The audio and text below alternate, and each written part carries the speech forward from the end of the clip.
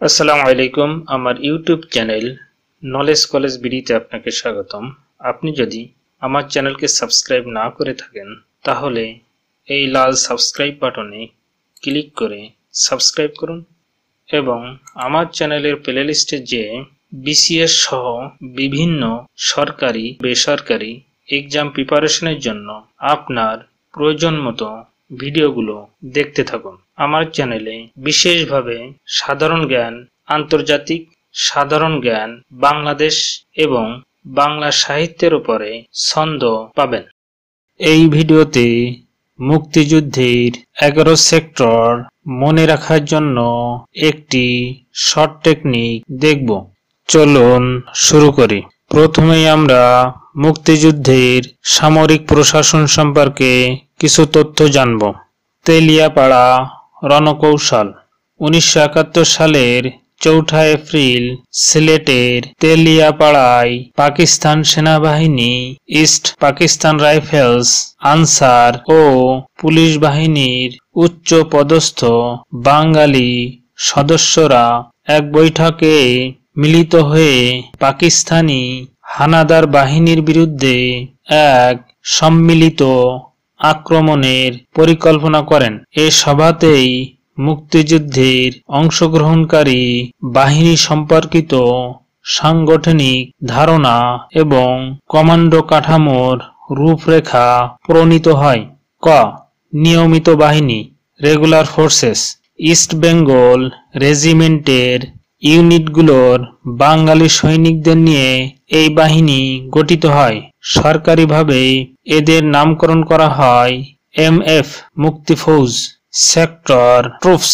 প্রধানমন্ত্রী তাজউদ্দিন আহমেদের নির্দেশে সশস্ত্র বাহিনীর প্রধান জেনারেল MAG ওসমানী সুষ্ঠুভাবে মুক্তিযুদ্ধ পরিচালনার জন্য সমগ্র যুদ্ধক্ষেত্রকে 11টি সেক্টরে এবং 64টি সাব সেক্টরে ভাগ করেন। প্রতিটি সেক্টরের দায়িত্ব একজন সেক্টর কমান্ডারের উপর ন্যস্ত করা হয়।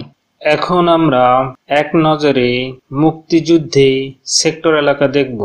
এই সেক্টর এলাকার তথ্য সংগ্রহ করা হয়েছে MP3 জর্জ সাধারণ জ্ঞান এর বই থেকে।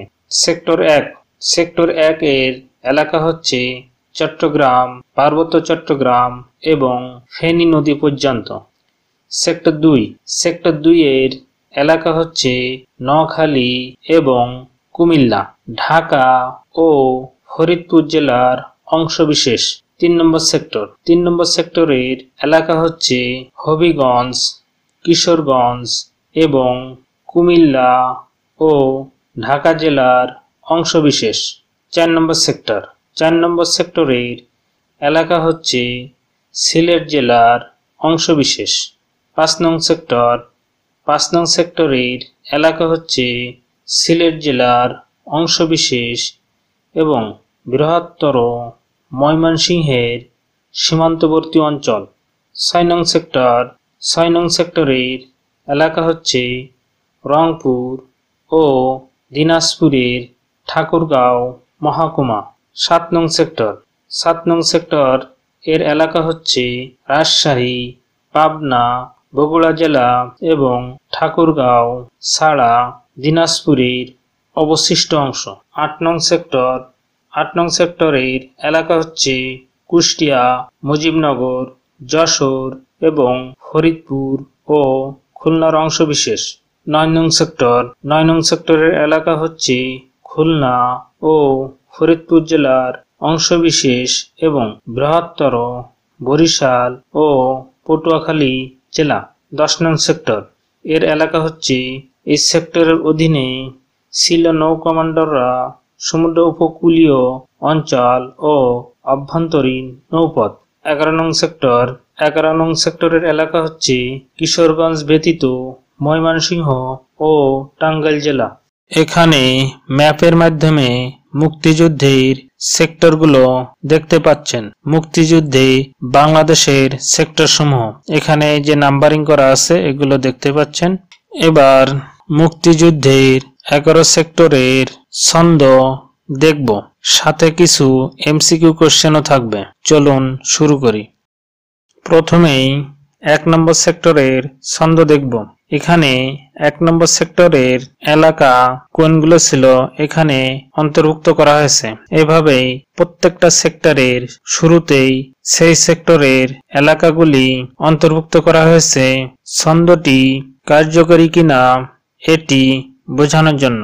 ছন্দ 1 নম্বর সেক্টর। 1 তারিখে পার্বত্য চট্টগ্রামের নদীতে ফেনা উঠবে। মিলাই নিব। 1 তারিখ বলতে 1 নম্বর সেক্টর বোঝানো হয়েছে পার্বত্য চট্টগ্রাম অর্থাৎ চট্টগ্রাম ও পার্বত্য চট্টগ্রাম। নদীতে ফেনা উঠবে বলতে এখানে ফেনা বলতে ফেনী নদী বোঝানো হয়েছে। 2 নং সেক্টর। 2 নং সেক্টরের এলাকা এখানে অ্যাড করা হয়েছে। 2 নং সেক্টরের ছন্দ হচ্ছে 2 নং নোয়াখালীর কুমির ঢাকা থেকে ফরিদপুরে।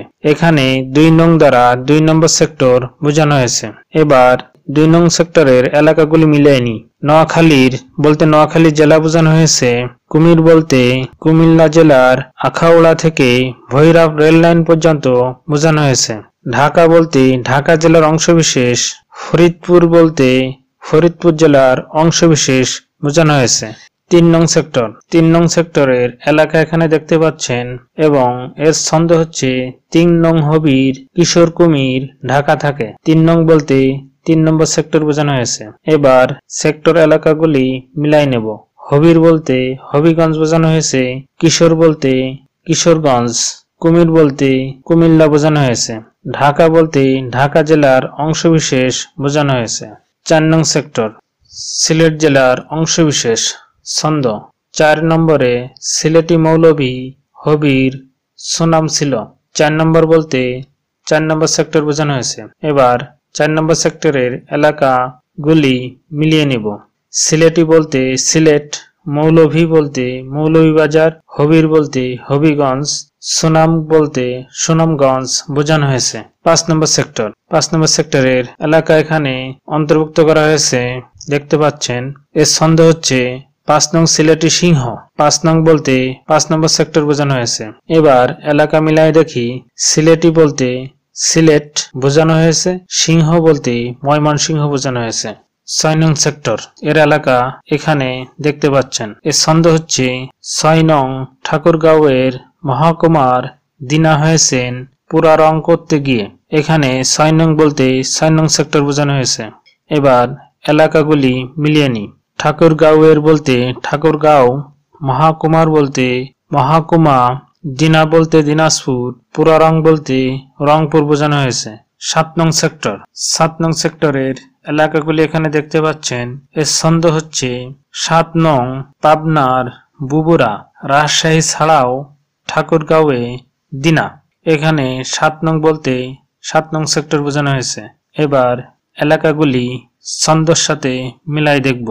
পাবনার বলতে পাবনা, বগুড়া বলতে বগুড়া, রাজশাহী বলতে রাজশাহী, ঠাকুরগাঁওয়ে ঠাকুরগাঁও, দিনা বলতে দিনাজপুর বোঝানো হয়েছে। 8 নং সেক্টর এবং 8 নং সেক্টরের এলাকাগুলি দেখতে পাচ্ছেন। এর ছন্দ হচ্ছে 8 তারিখে খুলনার ফরিদ যশোর হয়ে কুষ্টিয়ার মুজিবনগরে যান। 8 তারিখ বলতে 8 নং সেক্টর বোঝানো হয়েছে। এবার এলাকাগুলি মিলাই দেখব। খুলনার বলতে খুলনা, ফরিদ বলতে ফরিদপুর, যশোর যশোর, কুষ্টিয়ার কুষ্টিয়া, মুজিবনগরে বলতে মুজিবনগর বোঝানো হয়েছে। 9 নং সেক্টর এবং 9 নং সেক্টরের এলাকাগুলি এখানে দেখতে পাচ্ছেন। এর ছন্দ হচ্ছে 9 তারিখে পটু ফরিদ বরিশাল হয়ে খুলনায় আসেন। 9 তারিখ বলতে 9 নং সেক্টর বোঝানো হয়েছে। এবার সেক্টর এলাকাগুলি মিলায় নিব। পটু বলতে পটুয়াখালী, ফরিদ বলতে ফরিদপুর, বরিশাল বরিশাল, খুলনার খুলনা বোঝানো হয়েছে। 10 নং সেক্টর। 10 নং সেক্টরের এলাকার ক্ষেত্রে বলা হচ্ছে এই সেক্টরের অধীনে ছিল নৌ কমান্ডাররা। সমুদ্র উপকূলীয় অঞ্চল ও অভ্যন্তরীণ নৌপথ। কোন আঞ্চলিক সীমানা নেই। নৌবাহিনীর কমান্ডো দ্বারা গঠিত শত্রুপক্ষের নৌযান ধ্বংসের জন্য বিভিন্ন সেক্টরে পাঠানো হতো। 11 নম্বর সেক্টর এবং এর এলাকা এখানে দেখতে পাচ্ছেন। এর ছন্দ হচ্ছে মুক্তিযুদ্ধের সময় 11 নং সেক্টরের সেক্টর কমান্ডারগণ কিশোরগঞ্জ ব্যতীত সমগ্র ময়মনসিংহে সিংহ টাঙ্গাইয়া রাখতেন। এবার মিলাই দেখব। এখানে 11 নং সেক্টরের কথা উল্লেখ করে দেওয়াই আছে। এবার এলাকা দেখব।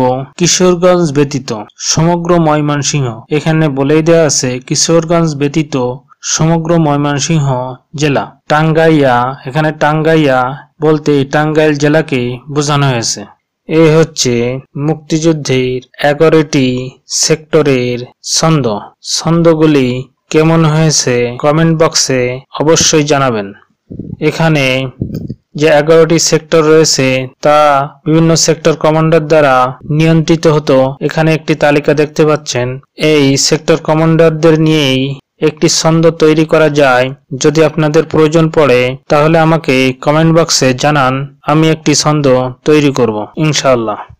ব্রিগেড ফোর্স 11টি সেক্টর ও অনেকগুলো সাবসেক্টর ছাড়াও রণাঙ্গনকে 3টি ব্রিগেড ফোর্সে বিভক্ত করা হয়। ফোর্সের নামকরণ করা হয় অধিনায়কদের নামের আদ্যক্ষর দিয়ে। জেড ফোর্স এর প্রধান ছিলেন major Ziaur Rahman. S force এর প্রধান ছিলেন major K M Shafiullah. K force এর প্রধান ছিলেন মেজর খালেদ মোশাররফ।